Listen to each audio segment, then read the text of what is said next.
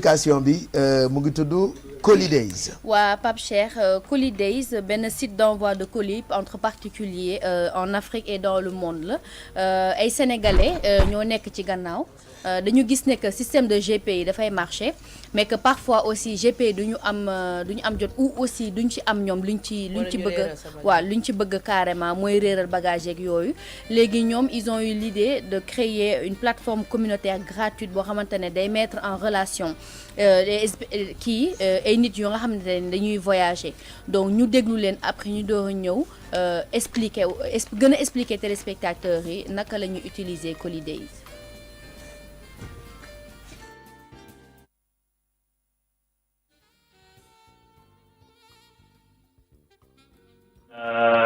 On est les fondateurs donc, de collisdays.com.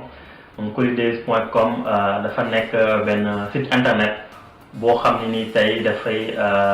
faciliter ku bëgg a envoyer colis wala bagage à l'étranger mën nga ñëw ci site bi nga gis kuy tukki nga dénk ko sa yóbbante dénk bi nag dafay fekk kiy tukki déjà créer annonce ci site bi wax ni mën na jël ay bagages léegi nag ñaari parties yi ñoom ñuy déggoo pour xool payoor bi ñun nag lu ñu jublu ci Colis Days mooy que tey comme nañu nekk à l'étranger ñun on est en France depuis maintenant pas mal de temps lu ñu gis ni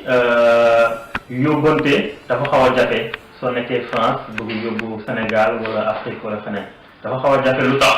parce que tey société La Poste wala DHL seen prix dafa xaw a cher te société sax des fois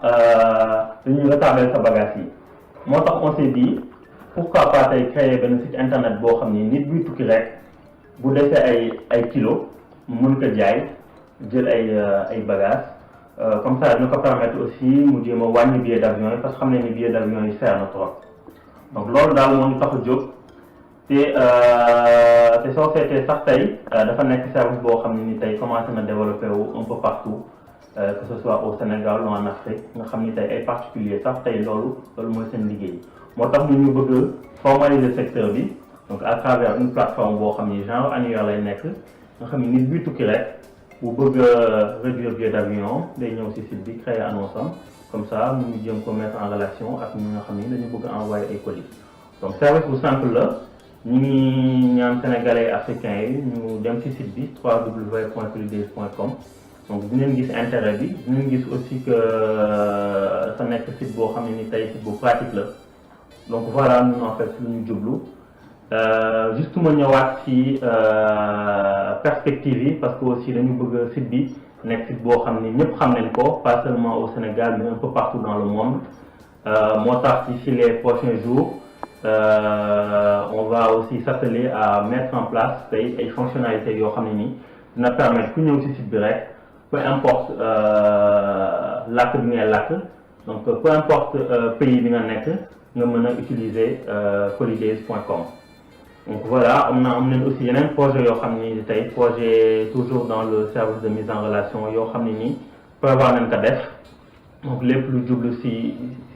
annonce lépp lu jublu ci Jokalante donc loolu daal moo nekk suñuy perspective donc voilà j'espère que sénégalais yi dinañ apprécier site bi dinañ apprécier concept bi donc ñu ngi leen ñaan ñoom ñëpp ñu ñëw ci site bi www.collisdays.com suñu amee question wala remarque aussi mën nañ dem suñu rubrique contact ñu envoyer ñu mail comme ça ñun dinañ ko traiter dans les meilleurs temps. di rebondir juste fi Matar jeexalee wax que ni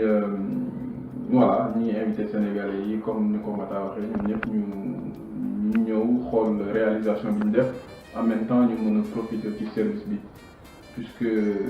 projet la boo xamante ne nii on a mis le sérieux qu'il faut c'est-à-dire ça fait bientôt 2 ans mag Matar ñu ngi ciy liggéey Adama ñëw rejoindre ñu ci projet bi donc juste pour dire que aujourd'hui xamoon nañu bëgg sénégalais yi xamoon nañu aussi tolof yi ñuy am fii nii que ça soit ici aux États-Unis wala Canada wala feneen. voilà c'est une rencontre entre Merry Diouf ak ñi nga xamante ni ñoom ñoo defar loolee nga xam ne ni moom la ñu tuddee Coly Days. waa Coly Days Pape Cheikh di benn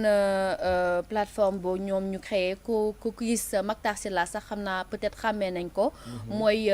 champion du Sénégal je pense il a été plusieurs fois champion en Scrabble. voilà donc moom moo ñëw ak ay xaritam sénégalais ñu ne ñoom tamit dañuy inspiré aussi système mu GPI parce que gis nañ que ne ba léegi GPI dafa cher donc ñu indi Coly Days di benn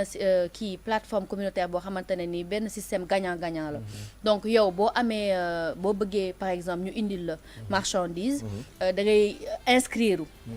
ci site bi léegi boo inscrire gratuitement keneen tamit man par exemple disons dama war a dem voyage ji par exemple France yow nga soxla ay bagages yoo xamante ne dañ ko war a indi donc ce qui fait que damay dugg ci biir site bi xool kan moo inscrire kan moo soxla on va dire GP entre guillemets parce que man j'ai des kilos restants léegi ma contacter la ñu waxtaan ba d'accord ci prix. Très bien. parce que du ay prix fixe dañuy waxtaan ba d'accord ci prix su ko defee ñu enregistrer yépp bu ma demee ma indil la sa colis tranquillement donc léegi dootoo sonn parce que la plupart du temps dañuy gis nit ñi di def annonce ci Facebook naan kan moo xam benn GP buy dem Canada wala kan moo xam benn GP buy dem France léegi loolu yëpp jeex na Coly Days ngay dem www.colydays.com nga inscrire